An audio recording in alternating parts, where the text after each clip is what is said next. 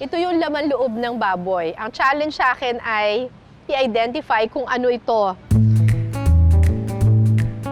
Ayan, isang buo pala siya. Ganun pala. I suppose ito yung, ano ba to, leeg? Trachea? Esophagus? Charot. Feeling ko dito yung lalamunan. Lungs to, baga. So somewhere here, nandito yung puso. Ito! Inano na yung puso, oh. Broken-hearted na siya.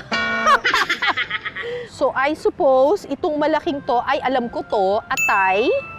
Kasi masarap tong ano eh, yung lagyan mo ng toyo at saka ng sibuyas, yung liver steak. Tapos, ito ay lapay? Pancreas? Hindi? Stomach? Ano ba? Ay, ito, alam ko to. Itong sa loob. Alam ko kung ano to. Ito yung, spleen. Ano nga ba sa Tagalog yung spleen? Apdo. Apdo. Ito yun. Kasi kulay green. Tapos ito yung dapat na hindi mo pinuputok kasi magiging mapait na lahat. Ano nga ba to? Katabi ng atay. Pancreas? Hindi ba? Lapay? Hindi naman ata ito kidney. Kasi kung kidney, dapat dalawa it-is. Ano daw ba to? Call a friend na ako. Chef? Oh! Ayan. Ayan. My friend. Ito Ano ay po to? parte ng stomach lining na yan. Parte ng tito yan. Oh, tapos yan, pagdating pababa, ayan na yung, yung small intestine. Nasaan yung lapay isaw. na tinatawag? Yung lapay, maliit lang, kaya... Maliit ganyan lang pala siya. yun, ang Kaya pancreas. Lulutuin natin mamaya, kaya niluto ka na. Yung lapay nasa tabi na, nandito yan. Nasa tabi ng atay. Nasa tabi ng Kasi atay, di ba yung nagre-rhyme spleen. sila? Oh. Ang bopis. Karaniwan, puso at baga ng baboy ang sangkap nito na hinahaluan ng anato oil o atswete para maging kulay orange.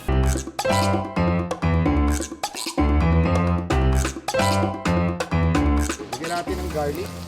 Igigisa sa anato oil ang bawang, sibuyas at luya. Konting toss lang, hindi natin tutustahin. Tapos, lagyan natin ng lemongrass. Ay, tanglad. O, kung gusto mo May medyo tanglad. decorative itong tanglad, paluin natin para lumabas yung lasa niya. O, yan na. Igigisa rin ang pinalambot na puso, baga, bato at atay ng baboy. Pagkatapos halu-haluin, Tapos, lalagyan natin ng red curry. Maanghang to. So, hindi na natin kailangan ng sili dahil maanghang na to. So, ayan ang red curry natin. Ala, talaga sobrang anghang. Very spicy yan, pero again, ulam na, Pulutan pa. pulutan pa. titimplahan ito ng patis, paminta, kaunting asukal, at calamansi juice. Hindi pa orange na orange. Di pa, lalabas yan. Ito, ayan. Excited ako sa orange Lagyan na kasi natin ng syempre, gata. ay may gata na. Ito Ayan ay na. pangalawang piga o unang piga? kakang yung gata. cream. Oh, ayan, no? Coconut cream. Ayan na, nag-orange na tayo. So, final Ginataang bopis. Ay, ano po yan? lagyan natin ng sweet chili sauce. Ayan, Ni- sweet chili sauce. Panglumpia yan eh. Panglumpiang Oo, Shanghai. Maganda yan kasi maganda magbigay ng body sa sauce. At para mas ma-level up pa ang ating bopis, isi-serve ito sa sizzling plate. Yes. Habang nagsisisling siya, nagko-concentrate yung flavors niya. Kasi nagre-reduce eh. Lagyan natin ng wansoy. And kumpleto na ang ating dish. Wow! Ngayon lang ako nakakita ng ganito. Akalain mong ni-level up pati ang bopis. Bopis with red curry sauce. And gata. Ilabas na ang kanin.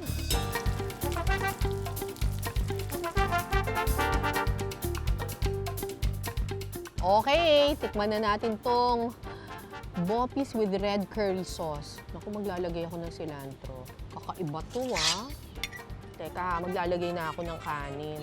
Kasi kasalanan kumain ng bopis nang walang kanin.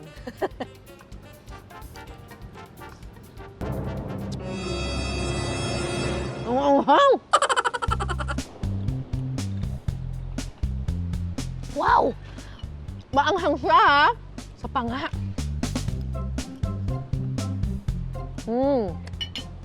Maanghang pero malinamnam. Maasim-asim na manamis-namis na maanghang. Tapos meron siyang linamnam, gawa nung gata. Ito yung dish na mapaparami ka talaga ng kanin.